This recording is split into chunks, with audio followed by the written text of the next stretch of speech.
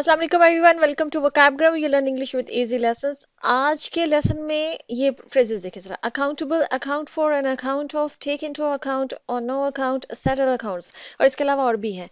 ये सब वो फ्रेजेस हैं जो फ्रीक्वेंटली इस्तेमाल होने वाली हैं। ये आपकी स्पोकन इंग्लिश में भी इस्तेमाल होती हैं। इनमें से कुछ हैं जो रिटन इंग्लिश में इस्तेमाल होती हैं, जो कि फॉर्मल है, और ये फ्रीक्वेंटली इस्तेमाल होती हैं। लेकिन ये बहुत कंफ्यूजिंग है, सेम साउंड करती हैं लेकिन मीनिंग सबके डिफरेंट है। तो आज के लेसन में हम ये फ्रेजेस पढ़ेंगे, इनको समझेंगे, इनका क्या मतलब है। इनमें से कुछ ऐसी फ्रेजेस हैं जिनके एक से ज़्यादा मीनिंग है। तो समझना जानना बहुत इंपॉर्टेंट है आपकी इंग्लिश के लिए। तो बहुत इंपॉर्टेंट लेसन होने वाला है, एंड तक देखिएगा। तो पहली फ्रेज को देख लेते हैं।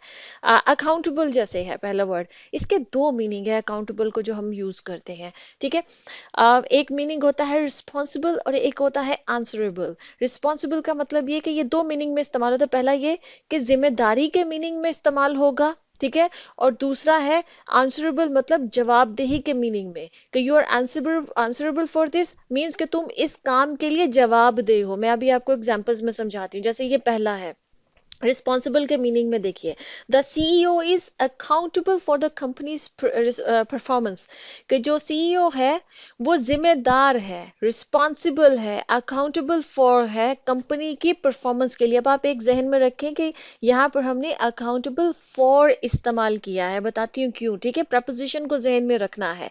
जैसे सेकंड सेंटेंस है, you are accountable for the accuracy of the report. आपका जो बॉस है वो आपको कह सकता है कि जो रिपोर्ट आपने लिखी है उसकी एक्यूरेसी के वो कितनी करेक्ट है, उसके लिए आप जिम्मेदार है, रिस्पॉन्सिबल है, अकाउंटेबल है। ठीक है, अकाउंटेबल फॉर। अब देखिए जब हम इसको आंसरेबल के मीनिंग में इस्तेमाल करेंगे ना, तो अब यहाँ पर प्रपोजिशन देखिए चेंज हो गई है। अकाउंटेबल टू हमने अब यहाँ पर यूज किया। Teachers are accountable to their principals, मतलब टीचर्स जो होते हैं किसी स्कूल के अंदर, वो क्या होते हैं, वो प्रिंसिपल को, वो अपने प्रिंसिपल को जवाबदेह होते हैं। जाहिर बात, उन्होंने जो भी काम किया है अपनी परफॉर्मेंस के लिए, वो जो भी उनके ऊपर प्रिंसिपल है वो उनके लिए जवाबदेह हैं। तो जब हम इनको आंसरेबल के मीनिंग में अकाउंटेबल को इस्तेमाल करेंगे तो टू प्रपोजिशन का यूज करेंगे। लेकिन जब जिम्मेदारी के, रिस्पॉन्सिबल होने के मीनिंग में इसको इस्तेमाल करेंगे तो हम प्रपोजिशन फॉर इस्तेमाल करेंगे। जैसे कि एक और एग्जाम्पल है, employees are accountable to their supervisors. जो एम्प्लॉयज होते हैं वो अपने सुपरवाइजर को जवाबदेह होते हैं अपने काम के लिए, अपने परफॉर्मेंस के लिए। ठीक है, जो सुपरवाइजर्स होते हैं वो अकाउंटेबल फॉर होते हैं, वो अपनी जिम्मेदारी के जिम्मेदार होते हैं उनके लिए। ठीक है, लेकिन जो एम्प्लॉयज होते हैं वो अकाउंटेबल टू होते हैं, कि वो जवाबदेह होते हैं। ठीक है, तो ये दो मीनिंग में हम अकाउंटेबल को इस्तेमाल करते हैं। अब जैसे एक और देख लेते हैं, ये अकाउंट फॉर। अब अकाउंट फॉर भी जो है ना, ये भी दो मीनिंग में इस्तेमाल होती है फ्रेज। एक तो पहली जो इस्तेमाल होती है वो होती है टू एक्सप्लेन और जस्टिफाई समथिंग, किसी चीज को एक्सप्लेन करना, बताना कि भाई ये क्यों किया है, उसको जस्टिफाई करना। ठीक है, और सेकंड क्या है, टू फॉर्म और constitute a part of something, कि ये चीज इतना हिस्सा जो है ना वो कॉन्स्टिट्यूट कर रही है, मतलब उसका इतना हिस्सा है इस चीज, इस काम के अंदर। ठीक है, उस मीनिंग में भी ये इस्तेमाल होता है। दो मीनिंग अभी मैं समझाती हूँ एग्जाम्पल से। पहले मीनिंग वाले को देख लेते हैं, टू एक्सप्लेन और जस्टिफाई समथिंग के मीनिंग में देखते हैं। जैसे ये, the students couldn't the student couldn't account for his absence from the class. ठीक है, अब स्टूडेंट जो है वो क्लास से एब्सेंट था। अब टीचर ने उसको बुला लिया और उसको पूछा कि भाई तुम क्यों एब्सेंट थे।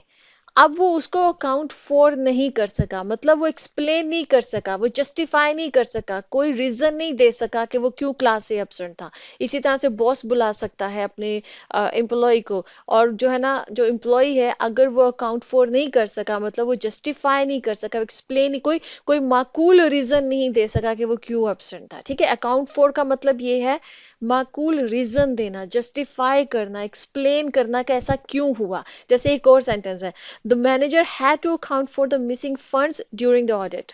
ऑडिट जब होता है ना ऑफिस में, तो क्या होता है कि फिर पूछा जाता है कि भाई इतने पैसे जो है वो, मतलब डिस्क्रिपेंसी नजर आ रही है अकाउंट्स के अंदर, तो ये डिस्क्रिपेंसी क्यों है, आपको फिर अकाउंट फॉर किया जाता है। ठीक है, आपको अकाउंटेबल ठहराया जाता है, यू आर हेल्ड अकाउंटेबल, मतलब आपको जिम्मेदार ठहराया जाता है, समझ आ रहा है।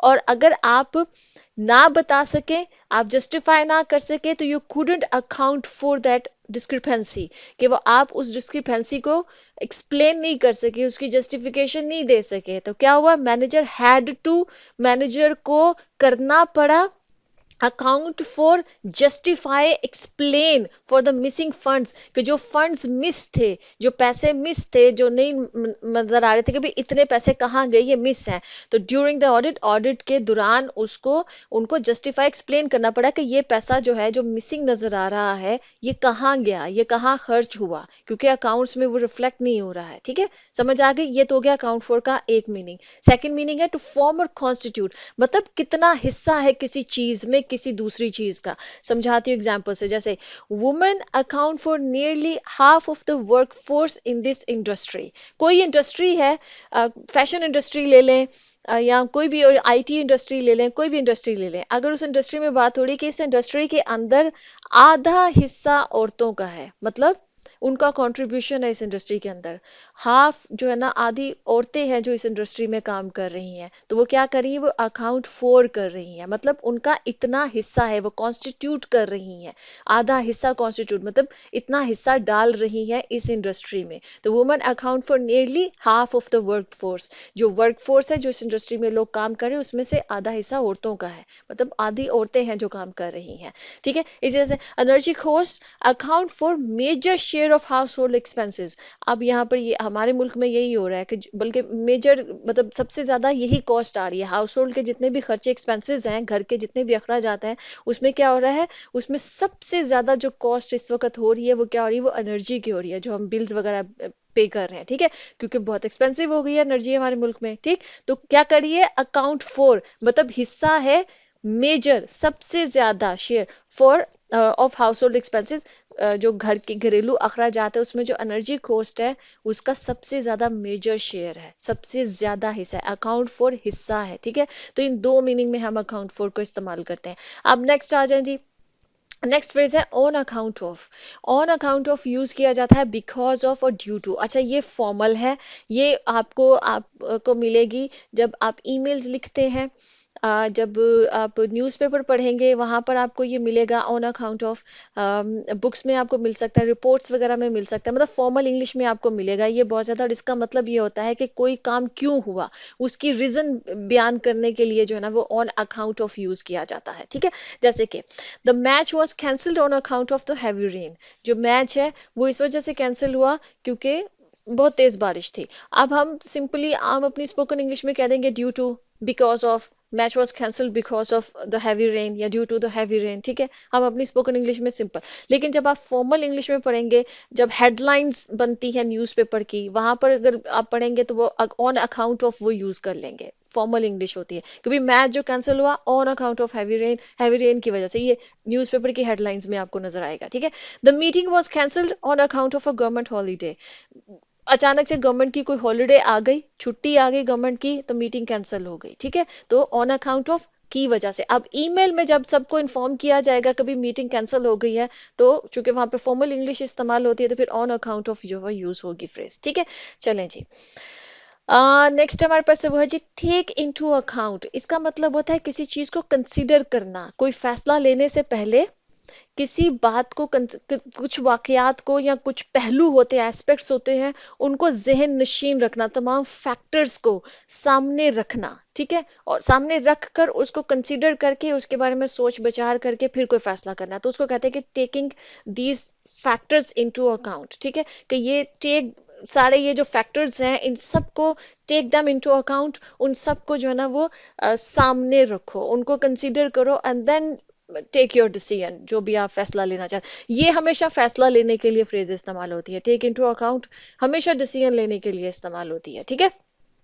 जैसे कि सेंटेंस क्या होगा, when planning the trip you should take into account the weather conditions. आप कभी भी ट्रिप को प्लान कर रहे हैं, हॉलीडेज प्लान कर रहे हैं या कहीं जाना प्लान कर रहे हैं, तो आपको क्या होगा, वेदर को आपको सामने मद्देनजर रखना पड़ेगा, उसको सोचना पड़ेगा, ठीक है। The architect took into account the environmental impact of the new building.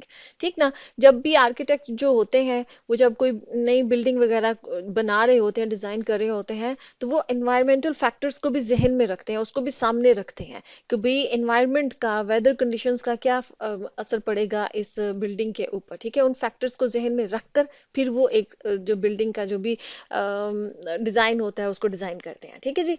अच्छा जी, नेक्स्ट हमारे पास हुआ है जी on no account. On no account हम कहते हैं जब कहते हैं किसी चीज पे कि किसी सूरत भी नहीं, on no account, absolutely not. बड़ी फेमस है हमारे मुल्क में फ्रेज, है ना, एब्सोल्युटली नॉट। तो उसका मतलब होता है ऑन नो अकाउंट, कि किसी सूरत भी ये काम नहीं हो सकता। जब आप बहुत स्ट्रांगली किसी बात को डिनाई कर रहे हो कि ये तो किसी सूरत नहीं हो सकता, तो वहां पर कहेंगे ऑन नो अकाउंट, ठीक है। जैसे कि सेंटेंसेस क्या होंगे, on no account should you leave the baby alone in the car. ठीक है, कि मतलब किसी सूरत भी आपको बेबी को, बच्चे को कार में अकेला नहीं छोड़ना चाहिए, क्योंकि ये डेंजरस है बेबी के लिए, ठीक है। इसी तरह से on no account should you share your personal information with strangers. मतलब किसी सूरत भी आपको अपनी जाती इंफॉर्मेशन जो है वो स्ट्रेंजर्स के साथ, जिनको आप नहीं जानते हैं उनके साथ शेयर नहीं करनी चाहिए, उनको अपनी पर्सनल इंफॉर्मेशन नहीं बतानी चाहिए, ऑन नो अकाउंट किसी सूरत भी नहीं, ठीक है, एब्सोल्युटली नॉट। चलें जी, नेक्स्ट आ जाते हैं of no account. Of no account का मतलब ये होता है कि कोई चीज अहम नहीं है। ऑन नो अकाउंट का मतलब होता है किसी सूरत भी नहीं। जब आप इसको ऑफ नो अकाउंट कर देंगे तो इसका मतलब हो जाएगा कि ये चीज इंपॉर्टेंट नहीं है, ये चीज अहम नहीं है, ठीक है, इसकी कोई वैल्यू नहीं है। इसके सेंटेंसेस क्या होंगे, जैसे कि his opinion is of no account in this matter. इस मामले में उसकी जो राय है उसकी कोई अहमियत नहीं है, ठीक है। तो his opinion is of no account, कि उसकी जो राय है उसकी कोई वैल्यू नहीं है, उसकी कोई अहमियत नहीं है। इसी तरह से the argument was trivial and of no account in resolving the issue, ठीक है, एक्चुअल इशू जो भी है। आर्ग्यूमेंट वॉज ट्रिवियल, ट्रिवियल कहते हैं जो बहुत मामूली सा हो, ठीक है। तो आर्ग्यूमेंट इतना मामूली था कि उसकी इस इशू को सॉल्व करने में, रिजॉल्व करने में किसी किस्म का कोई भी उसकी अहमियत नहीं थी, उसके आर्ग्यूमेंट की कोई अहमियत नहीं थी। तो ऑफ नो अकाउंट का मतलब होता है कि किसी चीज की कोई अहमियत ना हो। अच्छा जी, नेक्स्ट आ जाते हैं बाय ऑल अकाउंट्स। ठीक है, बाय ऑल अकाउंट्स का मतलब ये होता है according to what is generally said और बिलीव्ड। मतलब हर हाल में, जैसे आप कह सकते हैं by all account she is a brilliant teacher. मतलब हर हाल में, मतलब तमाम चीजों को अगर हम सामने रखें, उसके तमाम एस्पेक्ट्स को, तमाम चीजों को सामने रखें, तो उन सब को सामने रखने के बाद ये लग रहा है कि वो अच्छी टीचर है, वो बहुत अच्छी टीचर है, ठीक है। By all accounts it was the best decision. मतलब अब सारी सूरत हाल को जब अपने सामने रखेंगे तो आपको ये लगेगा कि ये फैसला जो था वो बेहतरीन फैसला था, बिल्कुल ठीक फैसला किया गया, ठीक है। तो बाय ऑल अकाउंट्स का मतलब ये होता है कि सारी चीजों को सामने रख कर जब आप कहते हैं according to what is generally said और बिलीव्ड, जो सामने रखा जाता है, ठीक है, जो परसीव किया जा रहा होता है, ठीक है, तो उसको कहेंगे बाय ऑल अकाउंट्स। हर हाल में ये एक, जैसे हम हर हाल में कहते हैं ना, हर हाल में ये एक अच्छा ही फैसला था, ठीक है, तो उस अंदाज में। अच्छा जी, नेक्स्ट है वो है जी सेटल अकाउंट्स विद। ये बहुत कॉमनली इस्तेमाल होती है, ठीक है, आप मूवीज में इसको सुनेंगे बहुत ज्यादा। इसका मतलब ये दो मीनिंग में इस्तेमाल होती है सेटल अकाउंट विद। एक तो लिटरल मीनिंग में इस्तेमाल होगी, एक फिगरेटिव मीनिंग में इस्तेमाल होगी, सॉरी। लिटरल मीनिंग में जब हम कहते हैं तो उसका मतलब ये होता है कि आपके ऊपर जो कर्जा था आपने वो सेटल कर दिया, आपने वो कर्जा अदा कर दिया, ठीक है। तो यू सेटल्ड योर अकाउंट्स, ठीक है, बैंक के साथ या जिसके भी साथ, ठीक है। तो उसका मतलब होता है कि आपने अपना कर्जा अदा कर दिया। एक होता है फिगरेटिव मीनिंग में, वो होता है जब आपने किसी से बदला लेना हो। तुमने मेरे साथ ये किया, अब मैं तुम्हारे साथ अपना अकाउंट सेटल करूंगा, ठीक है, मैं अब जो ना, जिसको कहते हैं ना हिसाब बराबर करना, ये वो होता है, ठीक है। ऐसे सेंटेंस में देख रहे हैं, he promise to settle accounts with the bank by next week. उसने प्रॉमिस किया है कि वो हिसाब बराबर कर देगा बैंक के साथ अगले हफ्ते। हिसाब बराबर का मतलब ये कि जो भी पैसे उसकी तरफ हैं वो बैंक को अगले हफ्ते दे देगा, ठीक है, पे कर देगा। लेकिन एक और है जिसको हिसाब बराबर करना, जो मूवीज में देखते हैं, क्या है, the villain wanted to settle accounts with his enemy. जो विलन था वो मूवी के अंदर क्या करना चाह रहा था, वो अपने दुश्मन के साथ ना अपना हिसाब बराबर करना चाहता था, मतलब टेक रिवेंज, बदला लेना चाह रहा था। ठीक है, तो इस सेंस में इन दोनों मीनिंग में हम सेटल अकाउंट विद को इस्तेमाल करते हैं। ओके जी, यहाँ पे लेसन खत्म होता है। होप कि ये लेसन आपके लिए इंटरेस्टिंग था। ये तमाम बहुत इंपॉर्टेंट फ्रेजेस हैं, फ्रीक्वेंटली इस्तेमाल होती हैं। आई होप कि क्लियर हो गया होगा इनका मीनिंग। कोई और आपके जहन में फ्रेजेस हैं जो आपको कंफ्यूज करती हैं, कमेंट्स में पूछते जाइए, मैं आपके लिए लेसन लाती जाऊंगी। ओके जी, अल्लाह हाफिज।